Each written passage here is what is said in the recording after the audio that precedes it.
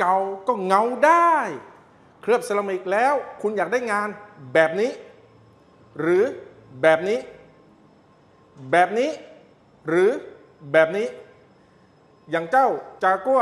XE คันนี้ครับลูกค้าต้องการได้ความเงาเป็นพิเศษถึงแม้จะเป็นรถเก่าแล้วแต่ก็รักในความเงางามเป็นอย่างมากจึงเข้ามาปรึกษาเราครับว่ามีโปรแกรมไหนตอบโจทย์ได้บ้างจึงนำเสนอโปรแกรมเคลือบเซรามิกกราฟินไฮครอสที่มาพร้อมงานขัดปรับสภาพผิวเต็มระบบขัดให้เงาเป็นกระจกขัดแบบมิลเลอร์ฟินิชพร้อมนวัตกรรมการดูแลสีรถโอเลโอโฟบิกเอฟเฟกต์ต่อต้านมลภาวะดีเยี่ยม